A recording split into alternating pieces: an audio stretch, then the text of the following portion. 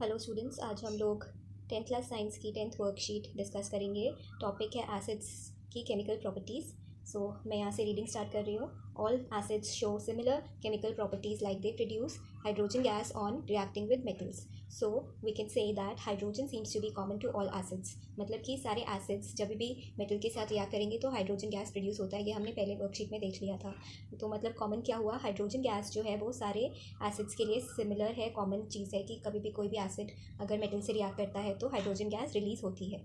Next है first point, now let us see do all the compounds containing hydrogen are acids. क्या ऐसा भी होता है कि सारे कंपाउंड्स जिसमें हाइड्रोजन है वो सब एसिड्स है? अब हम इसमें चेक करेंगे। यहाँ पर दो केसेस हमें दिखाए हैं पार्टीशन करके एक बॉक्स में। फर्स्ट केस है, यहाँ पर है dilute HCl is taken and electric current is pass through it. और सेकेंड केस में ग्लूकोज लिया गया है, glucose solution C6H12O6 is taken and electric current is pass through it. तो एक्चुअली क्या है, यहाँ पर दोनों ही पिक्चर्स में एक ही सिमिलर केस दिखाया है, बस जो लिक्विड लिया है वो अलग लिया है। तो पिक्चर में एक्सप्लेन कर रही हूँ। यहाँ पर ये एक रबर कॉर्क में दो नेल्स को गाड़ दिया गया है, फिक्स किया गया है, और एक नेल को अटैच किया है नेगेटिव टर्मिनल से बैटरी के, और दूसरे नेल को अटैच किया है स्विच से होते हुए एक बल्ब से बैटरी के पॉजिटिव टर्मिनल पे। तो ये सर्किट एक हमने देखा कि ये कंप्लीट हो गया। कब हुआ, जब ये दो नेल्स आपस में कनेक्ट करेंगे। तो कनेक्ट करने के लिए हमने एक लिक्विड डाला है, लिक्विड है डाइल्यूट HCl, जो कि इन दोनों में कनेक्शन जोड़ रहा है। नहीं तो ये दोनों, अगर यहाँ पे कोई लिक्विड नहीं होता तो ये सर्किट कंप्लीट नहीं होता। सो ये बीकर में ये सेटअप से हमें दिख रहा है कि बल्ब जो है HCl की प्रेजेंस में वो ग्लो कर रहा है। बट इस केस में सेम पिक्चर, सेम अपैरेटस लगा है, बट यहाँ सोल्यूशन जो है वो ग्लूकोज का लिया गया है, HCl नहीं है। और हम यहाँ देख रहे हैं कि बल्ब इज़ नॉट ग्लोइंग, मतलब कि सर्किट जो है कंप्लीट होने के बाद भी बल्ब जो है वो ग्लो नहीं कर रहा। तो क्या डिफरेंस हुआ, मतलब कि यहाँ पर इस लिक्विड ने यहाँ पर इसको कुछ ना कुछ आयंस प्रोवाइड कराए हैं, या इलेक्ट्रिसिटी मूव कराने के लिए कोई एक मीडियम प्रोवाइड कराया है जो कि ग्लूकोज नहीं दे पाया। ठीक है, अब आगे पढ़ते हैं। इसमें फर्स्ट केस में क्या हुआ, the bulb glows in the beaker containing HCl as. First point क्या है, A point, electricity is conducted through acid solution because of the dissociation of HCl। So dissociation एक नया वर्ड है। Dissociation is the opposite of association. Association मतलब जुड़ना, dissociation मतलब अलग होना या ब्रेक डाउन होना। सो अगर HCl का ब्रेक डाउन होता है तो H+ आयन निकलता है और Cl- आयन निकलता है, जो कि आयनिक फॉर्म में है, तो वो इलेक्ट्रिसिटी पास ऑन करने में, करंट पास ऑन करने में हेल्प करते हैं। तो इलेक्ट्रिसिटी इज कंडक्टेड, इलेक्ट्रिसिटी कब कंडक्ट होगी, एसिड सोल्यूशन से, बिकॉज उसमें आयंस होते हैं जो HCl प्रोड्यूस करता है। वो एसिड तो है, बट उसमें अगर वाटर भी मिलाएंगे तो सोल्यूशन बनेगा। तो वाटर के मिलाने से उसका हाइड्रोलाइसिस होता है। हाइड्रोलाइसिस मतलब कि उसको वाटर के प्रेजेंस में ब्रेक डाउन हो रहा है। तो इसलिए जो डिसोसिएशन हुआ, H और Cl में H+ आयन निकला और Cl- आयन निकला, मतलब कि प्रोटॉन पॉजिटिव आयन और chloride ion negative ion. Next point है कटायन, जो पॉजिटिव आयन होता है present in acids is hydrogen, H+ ion, hydrogen ion. So this H+ present in acid solution are responsible for acidic property. तो ये जो H+ है, जो HCl जैसे एसिड्स में होता है, वो होता है actual responsible for this acidic property, या फिर ये जो करंट पास ऑन हुआ उसके लिए भी H+ आयन ही रिस्पॉन्सिबल है। अब यहाँ देखते हैं नेक्स्ट क्या लिखा है, the bulb does not glow in the beaker containing glucose solution as. First reason क्या है, electricity is not conducted through glucose solution because of the non dissociation of glucose solution into ions. तो यहाँ पर क्या हुआ कि glucose solution तो बना लेकिन उसका डिसोसिएशन नहीं हुआ, ग्लूकोज जैसा था वैसा ही रहा, C6H12O6 ही रहा, उसका कोई डिसोसिएशन नहीं हुआ, उसमें से कोई H+ आयन नहीं निकले, इसलिए बल्ब भी नहीं ग्लो किया। नेक्स्ट सेकेंड रीजन है, no acidic property is shown by the glucose solution. तो कोई एसिडिक प्रॉपर्टी क्यों नहीं है, क्योंकि उसमें से कोई H+ आयन नहीं निकला। नेक्स्ट इसके आगे है, दो बॉक्सेस में फिर से हमें बताया है action of acids in water solution and action of basis in water solution. तो डिफरेंस बिटवीन एसिड्स और बेसिस इन वाटर सोल्यूशन, अगर हम एसिड को वाटर में मिक्स करेंगे तो क्या होगा, और बेस को वाटर में मिक्स करेंगे तो क्या होगा, वो बताया है। तो हम पहले एक पॉइंट एसिड्स के पढ़ लेते हैं सारे। This is HCl gas. HCl gas state में भी मिलता है, लिक्विड स्टेट में भी मिलता है, which is acidic in nature, release hydrogen ions with weight blue litmus paper. Blue litmus paper में अगर हम उसको वेट कर देंगे, पानी में भिगो देंगे थोड़ा, and hence blue litmus changes to red. तो HCl क्योंकि अगर लिक्विड स्टेट में होता तो वैसे भी ब्लू को रेड, ब्लू लिटमस को रेड में चेंज करता है, बट अगर ये गैस स्टेट में है तो ब्लू लिटमस पेपर को हमें थोड़ा वेट करना पड़ेगा, तभी उसके आयंस बनेंगे H+ और Cl ions. Cl minus ions, तभी वो ब्लू लिटमस पेपर को रेड में चेंज कर पाएगा. विदाउट एनी वाटर ये रिएक्शन नहीं होती, ये चेंज नहीं होता. Thus, the acidic property of the gas is shown only when H plus combines with water forming hydronium ion. मतलब कि एसिडिक प्रॉपर्टी जो है गैस की, ऐसे तो एसिड है HCl, बट अगर गैस स्टेट में है तो उसकी एसिडिक प्रॉपर्टी कब शो होगी? Only when H plus combines with water forming hydronium ions. मतलब कि HCl में से H प्लस जो निकला वो कब निकलेगा? जब उसका वाटर से रिएक्शन होगा, वाटर की प्रेजेंस में ही निकलेगा H प्लस और Cl माइनस. फिर है यहाँ पर ये जो H प्लस निकला ये वाटर से रिएक्ट करता है और दूसरे मॉलिक्यूल, पहले मॉलिक्यूल ने तो वाटर के पहले मॉलिक्यूल ने इसको ब्रेक किया इन दोनों के बॉन्ड्स को, फिर दूसरे मॉलिक्यूल से इसने रिएक्ट किया H प्लस ने, और फिर इन दोनों ने कंबाइन करके क्या बनाया? H3O प्लस, मतलब हाइड्रोनियम आयन.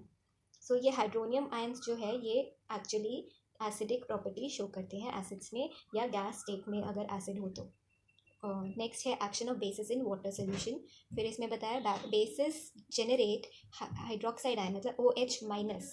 तो हाइड्रोक्साइड आयन मिलता है बेस से और H प्लस हाइड्रोजन आयन मिलता है एसिड से. तो ये कंपैरिजन आपको याद रखना है, डिफरेंस का पॉइंट है. इन वाटर तो बेसिस क्या देते हैं? Hydroxide ion, OH minus ion in water. So यहाँ पर एग्जांपल दिया है NaOH. अगर हम सॉलिड स्टेट में ले रहे हैं, NaOH के क्रिस्टल्स होते हैं सॉलिड स्टेट में, तो उसको वाटर में जब डिसॉल्व करेंगे तो हमें मिलेगा Na पॉजिटिव एक्वस स्टेट में, मतलब कि sodium ion plus OH minus ion aqueous state में. तो अब ये दोनों एक्वस हो गए, बिकॉज एक्वस का मतलब क्या है? ये वाटर में डिसॉल्व है. तो एक्वस स्टेट में अब मिला हमें इसका इसके बीच में जो बॉन्ड था सोडियम और हाइड्रोक्साइड के बीच में, सोडियम अलग हो गया और हाइड्रोक्साइड अलग हो गया. फिर यहाँ पे बताया bases which are soluble in water are called alkalis. Alkalis कौन से बेसिस होते हैं? जो वाटर सॉल्युबल होते हैं. Example is NaOH, it is also called as sodium hydroxide, and KOH potassium hydroxide. Next bases which are not soluble in water are copper hydroxide and calcium hydroxide. इसे हमने पहले भी पढ़ा है. This is also called as slaked lime. So we can say that all alkalis are bases but all bases are not alkalis. मतलब कि जो bases water soluble है वो तो alkalis होते हैं, but bases में ये लोग भी आते हैं. तो ये तो water soluble नहीं है, मतलब कि सारे base alkali नहीं होते, but सारे alkalis bases ज़रूर होते हैं. नेक्स्ट यहाँ बॉक्स में एक और एक्स्ट्रा इन्फॉर्मेशन दिया है. एसिड टू वाटर और वाटर टू एसिड. हमें क्या ऐड करना चाहिए जब हम एसिड को डिसॉल्व करना चाहते हैं वाटर में? एसिड को वाटर में डालना चाहिए या वाटर को एसिड में डालना चाहिए? हमने पहले भी पढ़ा था कि एसिड इज़ वेरी डेंजरस. तो इसमें आगे रीड करते हैं. The process of dissolving an acid और base in water is an exothermic reaction. मतलब कि जब भी हम डिसॉल्व करेंगे तो उसमें से हीट जनरेट होगा और वहाँ पे थोड़ा एक्सप्लोजन रिएक्शन भी हो सकता है. It is very dangerous. So acid is added slowly to water with constant stirring. If we add water to an acid, the heat generated may cause burn. मतलब कि कभी भी हमें सोल्यूशन बनाना है तो एसिड हो या बेस दोनों ही बहुत ही रिएक्टिव और बहुत ही डेंजरस चीज़ है. तो हमें जो डेंजरस चीज़ है उसको वाटर में डालना चाहिए, क्योंकि पानी में वो चीज़ को एब्जॉर्ब करने की पावर होती है. तो अगर एक्सोथर्मिक रिएक्शन में जो भी हीट निकल रही है, हीट जनरेट हो रही है, तो वो पानी में डालने से क्या होगा कि वो उसका रिएक्शन का लेवल कम रहेगा और वो थोड़ा सेफ़ मेथड है. मतलब कि जैसे एग्जांपल के लिए हम सोच सकते हैं कि अगर हमें आग बुझानी है, आग के जैसा डेंजरस है एसिड या बेस, तो अगर हमें आग बुझानी है, आग को कम करना है, तो कम अमाउंट में एसिड होना चाहिए और ज़्यादा अमाउंट में पानी होना चाहिए.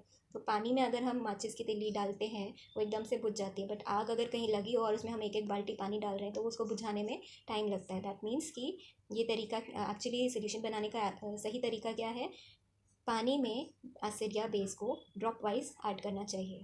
ठीक है, आई होप आपको ये वर्कशीट समझ में आ गई है. इसके बाद क्वेश्चंस है. First question is why solution of alcohol C2H5OH do not show acidic character. तो अल्कोहल में से हमें कोई H प्लस आयन नहीं मिलता, इसलिए कोई एसिडिक कैरेक्टर भी ये शो नहीं करते.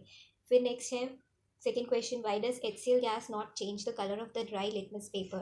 So HCl gas जो है it does not change the color of dry litmus paper because क्योंकि dry litmus में कोई वाटर नहीं मिलेगा और गैस स्टेट में अगर HCl है तो भी उसको कोई वाटर नहीं मिल रहा है, ताकि हाइड्रोजन आयन रिलीज हो या हाइड्रोनियम आयन का फॉर्मेशन हो, इसलिए यहाँ पर कोई भी कलर चेंज नहीं होता. Third question, why does N aqueous solution of acid conduct electricity? तो aqueous solution of an acid conducts electricity because उसमें H प्लस आयन्स मिलते हैं, अवेलेबल होते हैं, तो वही एक्चुअली मूव करते हैं और they conduct electricity. Next is fourth question, complete the equation for the dissociation of the following acids and bases in water. For example, H2S gives 2H plus ions plus S. तो यहाँ पर हमें इनके ions बताने हैं। H2SO4 will give 2H+ ions, यहाँ पे 2 hydrogen है तो 2H+ निकलेंगे और सल्फेट आयन मिलेगा SO4 2-। बी है MgOH ट्वाइस, तो यहाँ मिलेगा Mg, जैसे हमने फॉर्मूला बनाते समय सीखा था, Mg के पास +2 का चार्ज है तो आयंस भी हमें वही मिलेंगे Mg+2 और OH-, 2 आयंस मिलेंगे OH- के। फिर H+ और H-, यहाँ पर मिलेगा हाइड्रोजन आयोडाइड है ये L नहीं I है, कैपिटल I, तो हाइड्रोजन आयोडाइड में एक H+ मिलेगा और एक I- मिलेगा। ये सारी रिएक्शंस आपको नेक्स्ट स्लाइड में सोल्यूशन में बताया गया है। Last question is why does an aqueous solution of acid conduct electricity, ये रिपीट हुआ है। आंसर 3 सेम है, क्वेश्चन नंबर 3 और 5 सेम है।